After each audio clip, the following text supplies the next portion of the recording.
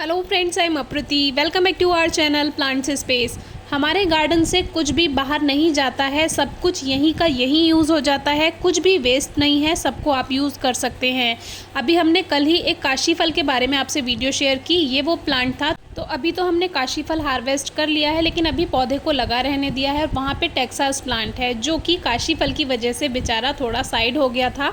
और जूही का भी अब सीज़न ऑफ होने को है। कुछ फूल इसमें खिल जाते हैं क्योंकि सितंबर एंड हो रहा है। तो अभी क्या है, ये यहाँ पे काफ़ी सारे प्लांट्स एक साथ लाइन से रखे हुए हैं। यहाँ पे सावनी भी है, सावनी का भी सीज़न ऑफ हो गया है। फूल आने अब इस पर भी बंद हो गए हैं। और कंडीशन कुछ ऐसी है कि देखकर ये लगेगा कि प्लांट सूख रहा है। अभी उधर साइड भी दिखाएंगे कौन से प्लांट्स हैं। तो ये जो है, ये बेला है। हमने आपको कल भी दिखाया था कि इसकी फ्लावरिंग बंद हो चुकी है क्योंकि अगस्त के बाद से ये फ्लावर्स देना बंद कर देता है। लेकिन इसके जो पत्तियां हैं इतनी हार्डी लीव्स होती हैं कि ये पौधे पे सर्दियों में भी बनी रहती हैं।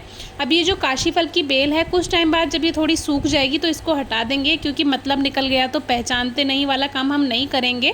कुछ दिन इसको रहने देते हैं। बाकी अभी क्या है, ये सभी प्लांट्स एक साथ रखे थे जिसमें से बहुत से प्लांट्स ग्रोथ नहीं कर रहे थे, लेकिन हमें काशी फल को छुपाना था। इसी वजह से थोड़ी भीड़ हमने यहाँ पे बनाई रखी थी जिससे बंदर थोड़े से भ्रमित हो जाएं।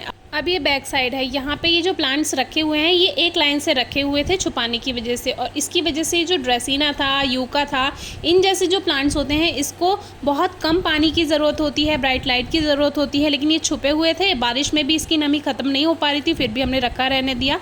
अब बारी आती है इनको हटाने की। और जूही पर भी अब फ्लावरिंग बंद हो चुकी है। और ये वो हिबिस्कस है, चिली हिबिस्कस, जिसकी कटिंग्स ग्रो करना भी हमने बताया था। अब इन सबको अलग अलग करेंगे। अब हमारे बहुत सारे पौधे ऐसे हैं जिसको हमने एक साथ मिलाकर रखा हुआ था, लेकिन अब थोड़े दिन उसको खुले में रखा रहने देंगे क्योंकि बारिश के बीच काफ़ी उसमें नमी बनी रही। तो अभी क्या है, सही से धूप मिल जाएगी क्योंकि अब इनका ग्रोइंग सीजन ऑफ होगा। अब ये टेक्सास पे भी कुछ फ्लावर्स आ रहे हैं सितंबर में। अभी तक हमारे यहाँ बारिश चल रही है तो अभी हमने इनको अलग कर दिया। लेकिन आज का टॉपिक इस सब के बारे में नहीं था। आज का टॉपिक है जो वेस्ट होता है उसको कैसे हम रीयूज़ कर लेते हैं। वहाँ से बंदर आते हैं, इसीलिए हमने रास्ता थोड़ा ब्लॉक किया हुआ है। ये एक साथ सभी पॉट्स लगाए हैं। और हिबिस्कस जो रेड वाला था उसको तो इतना बेकार कर दिया है कि मेरी पूरे आधे साल की मेहनत बेकार हो गई है।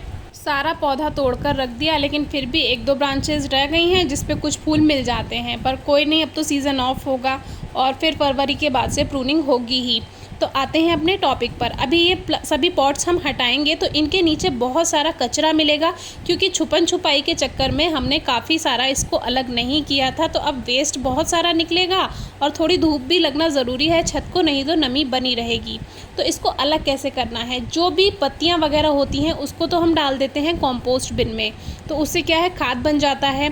और जो भी मिट्टी होती है, अभी हमने काशी फल वाली वीडियो आपसे शेयर की, उसमें हमने बताया कि वो बेकार मिट्टी में था। तो वो बेकार मिट्टी में ऐसे था कि जो इस तरह की ये वेस्ट मिट्टी मिल जाती थी हमें, वो हम उस पॉट में भर देते थे। उसमें सीमेंट भी चला जाता था थोड़ा। जब हम सफाई करते हैं छत की तो उसमें सीमेंट भी आता है, बेकार मिट्टी भी होती है। तो ये उपजाऊ मिट्टी नहीं होती, एक तरह से रेत भी होता है, सब कुछ होता है इसमें।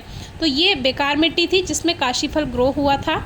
और इसी तरह से हम देखिए पॉट में ये डाल देते थे तो वही इकट्ठी होती गई, उसमें अपने आप से सीड ग्रो हो गया और अपने आप से हमें एक काशी फल फ्री में मिल गया, और वो भी 2-3 मुट्ठी खाद में।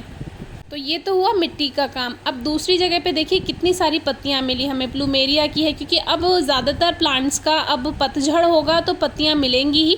ये सभी जाएंगी कॉम्पोस्ट बिन में। और देखिए हरश्रृंगार में भी अच्छी फ्लावरिंग हो रही है, तो वो सूखे फूल भी हैं इसमें। इसमें तुलसी जी की कुछ पत्तियाँ भी होती हैं, लेकिन ये जिस कॉम्पोस्ट बिन में जाती है वो बिल्कुल साफ़ होता है, उसमें कोई गंदगी नहीं होती है, सिर्फ गार्डन की सूखी पत्तियाँ होती हैं। और तुलसी जी की पत्तियाँ जो हैं उनको आप किसी गमले में डाल दें या साफ जगह ही उनको डालें।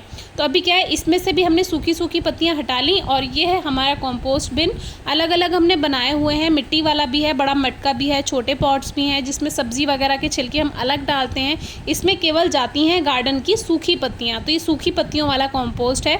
आप चाहें तो जो मिट्टी हमने पॉट में डाली उसके साथ भी इसको डाल सकते हैं। तो क्या होता है कि उससे मिट्टी और खाद आपस में मिक्स हो जाएंगे। उसको आप डायरेक्ट किसी पॉट में भर सकते हैं और एक अलग से पॉट तैयार कर सकते हैं। उसमें सॉइल मिलाने की ज़रूरत नहीं पड़ेगी, सॉइल और कंपोस्ट आपस में मिले हुए ही होंगे। और वो जो मिट्टी हमने आपको अभी गमले में डालते हुए दिखाया है, जब वो खाद के साथ मिल जाएगी तो वो भी उपजाऊ बन जाएगी। ऐसा नहीं है कि वो मिट्टी बेकार होगी। अगर उसमें खाद मिला दिया जाए तो वो हमारी नॉर्मल गार्डन सॉइल की तरह ही वर्क करेगी और कोई भी फ्लावरिंग प्लांट या फ्रूटिंग प्लांट उसमें ग्रो किया जा सकता है और अच्छा रिजल्ट मिलेगा। फिर भी अगर आपकी कोई क्वेरी है तो ज़रूर पूछेगा। Thank you.